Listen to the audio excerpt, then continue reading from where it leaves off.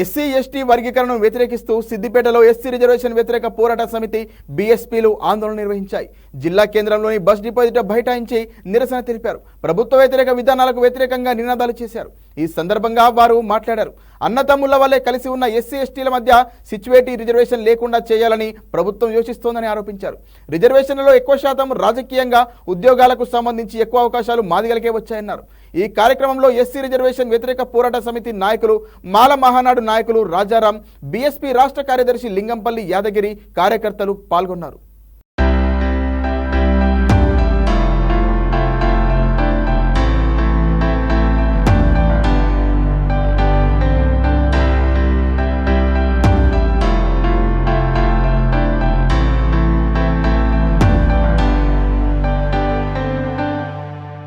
భారత్ బంద్కు బహుజన్ సమాజ్ పార్టీ మహిళ మాయావతి గారు మద్దతు ప్రకటించడం వల్ల మేము హర్షిస్తున్నాము.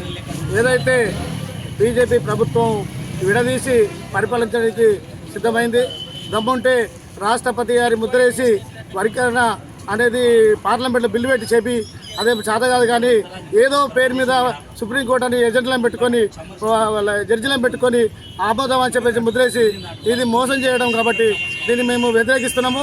రాబోయే కాలంలో ఇంకా ఉద్యమం బాగా కొనసాగుతుంది. ఏదైతే వర్గీకరణ అనేది కరెక్ట్ కాదు, ఆడ మోసం జరుగుతుంది, మోసం చేస్తారు కాబట్టి దీన్ని మేము వ్యతిరేకిస్తున్నాము. దీనికి మేము ఈ ధర్నాకు మద్దతు పలుకుతూ బహుజన సమాజ్ పార్టీ మేము సపోర్ట్ చేస్తున్నామని చెప్పి కోరుకుంటూ ఈ అవకాశం అందరికీ తెలుస్తున్నాం. పోరాట సమితి నుంచి మాట్లాడుతూ ఉన్నాను. ఈరోజు మాలలే ఎక్కువ లబ్ధి పొందినా అని చెప్పినటువంటి మా సోదరులకు నేను స్పష్టమైనటువంటి లెక్కలతో సహా తెలియజేస్తూ ఉన్నాను.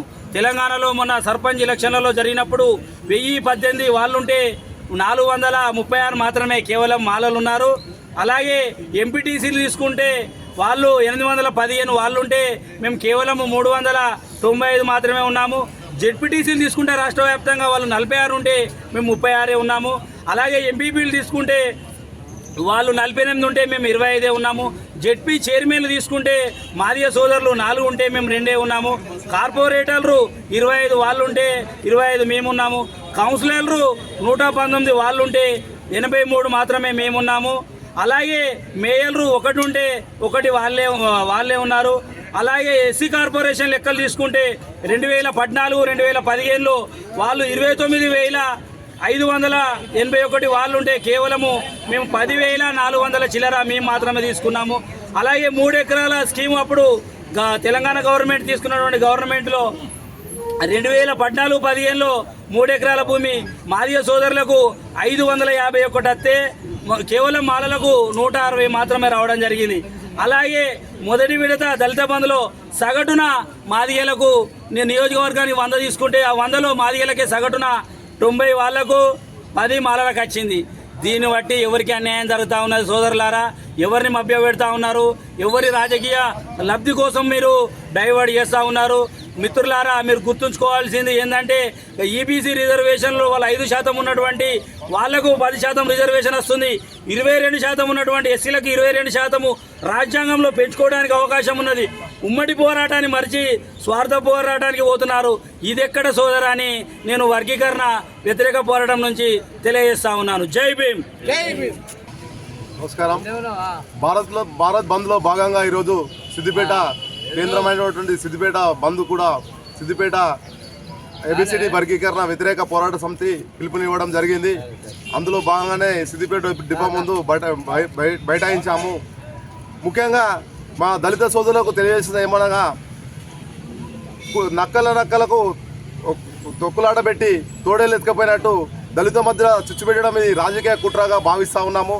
ముఖ్యంగా మా దళిత సోదరులు ఎవరైతే ఉన్నారో ఎంఆర్పిఎస్ సోదరులు తెలుసుకోవాల్సింది ఏంటంటే, నక్కల మధ్యలో కొట్లాట పెట్టి తోడేలు ఎత్తుకపోయినట్టుగా ఈ యొక్క ఏబిసిడి వర్గీకరణ జరుగుతూ ఉంది.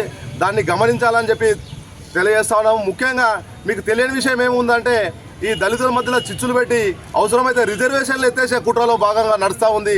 దీన్ని గమనించాలని చెప్పి మా ఎంఆర్పిఎస్ సోదరులకు తెలియజేస్తున్నాము.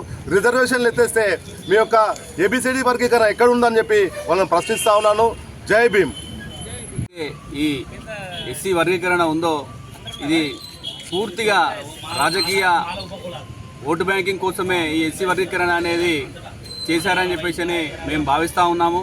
ఇందులో భాగంగానే భారత అత్యున్నత న్యాయస్థానమైనటువంటి సుప్రీంకోర్టు కూడా ఈ అంశాన్ని పునఃసమీక్షించాలని చెప్పి ఈ సందర్భంగా మేము విజ్ఞప్తి చేస్తూ ఉన్నాము.